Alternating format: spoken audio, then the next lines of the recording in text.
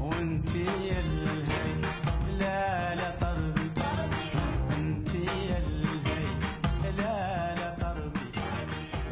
This is Democracy Now!, democracynow.org, the War and Peace Report. I'm Amy Goodman. President Obama's issued orders for a major escalation of the U.S. occupation of Afghanistan. On Monday, White House Press Secretary Robert Gibbs confirmed Obama has told military leaders to implement his war plan, which involves the deployment of an estimated 34,000 additional U.S. troops. Obama is also believed to be seeking commitments of an additional 5,000 to 10,000 troops from NATO allies. He's expected to meet with a bipartisan group of lawmakers before publicly unveiling his plan in a national address tonight from the U.S. Military Academy at West Point. This is Obama's second escalation of the Afghan war, following his initial deployment of at least 22,000 additional troops earlier this year. It'll bring the U.S. occupation force to more than 100,000 troops. More than half of them will have been sent to war by President Obama. Obama's plan to escalate the Afghan war comes amidst dwindling public support for the Afghan occupation. Recent polls show a majority of Americans believe the Afghan war is not worth fighting, with the country near evenly split on whether to send more troops. As Obama prepares to unveil his plan, the media watch group, Fairness and Accuracy in Reporting, has put out a study analyzing how the issue of war escalation has been discussed in the opinion papers of the two leading newspapers in the country, the New York Times and the Washington Post. They've featured decidedly pro-war views in the months leading up to Obama's decision on deploying more troops. In the New York Times, pro-war voices outnumbered anti-war ones by a ratio of 5 to 1, while in the Washington Post, the ratio was 10 to 1. We're joined now in our New York studio by Jim Narikis, editor of Extra, the magazine of Fairness and Accuracy in Reporting that published the report. Jim, lay out your findings. Well, we were looking at the op-ed pages of the New York Times and the Washington Post for the first 10 months of 2009.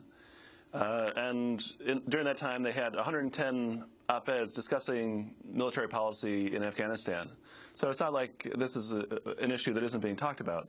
But what was missing from the discussion was the idea of getting out of Afghanistan. This was very much a marginal position on these pages. As you say, the New York Times had 5 to 1 pro-war to anti-war voices. The Washington Post had 10 to 1. It was really Fareed Zakaria, who's a columnist for the Washington Post, said that withdrawal is not a serious option, and that seemed to be the attitude overall in the discussion, was that people who did not want to keep fighting the war in some manner were not really advancing a serious idea. That was kind of off the table. The New York Times, the majority of those anti-war columns, right, from one person, from Bob Herbert. Right. Yeah. It was nearly all of them actually were from Bob Herbert.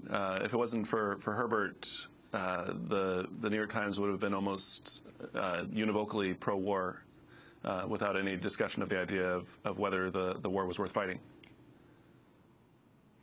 And, Jim, the range of debate in the Washington Post and the New York Times when the op-ed page presents so-called opposing opinions. Well, they do have a debate over how to fight the war. That is present in the pages. Not everyone was in favor of sending more troops, as Obama was talking about doing.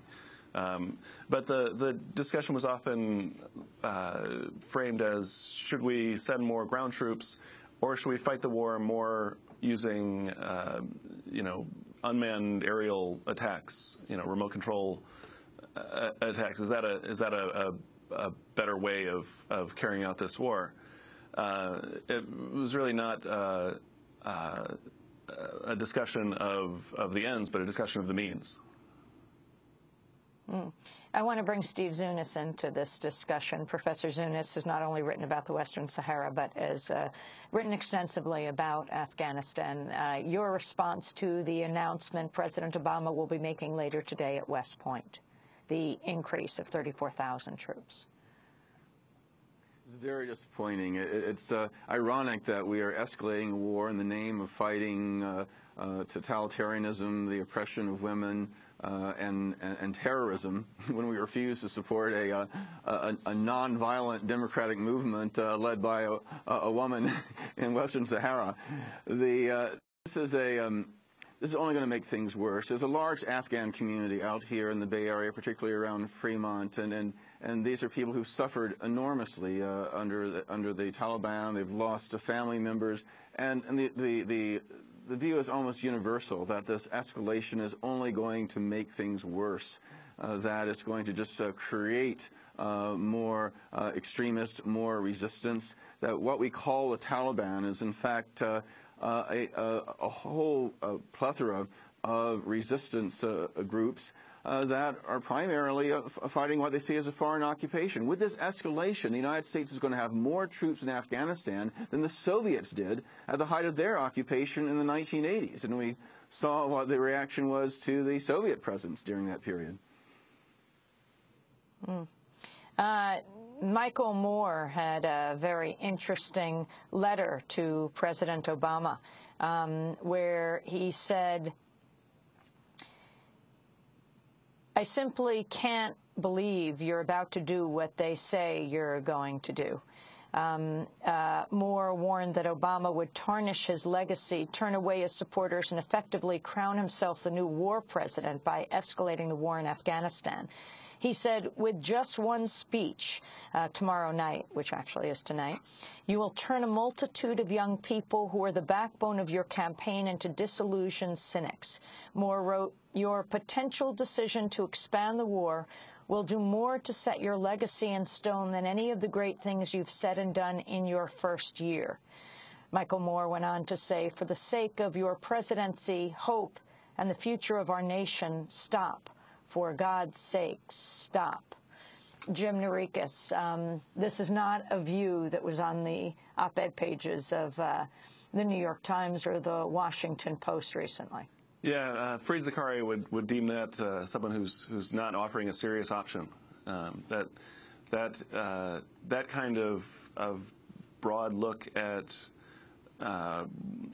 why we would be fighting the war, what the consequences for this war will be, both in Afghanistan and the United States, was really not on the table. It was very much a kind of I'm going to have to leave approach. it there. Jim Narikis, thanks for being with us, and Professor Stephen Eunice speaking to us from San Francisco. And that does it for our show. We're on the road in Washington today at noon. I'll be at the Philadelphia Free Library. Tomorrow night, that is Wednesday night, at the Barnes & Noble, 97 Warren Street in Tribeca in New York. Democracy Now! Produced by Mike Berkshire, photo producer Armate Angeli, Kamat, Nicole Salazar, Steve Martinez, Hani Masood, Robbie Karen. Special thanks to Brenda Murad, to Becca Staley, Nick Gilla, Peter Curry. I'm Amy Goodman. Thanks for joining us.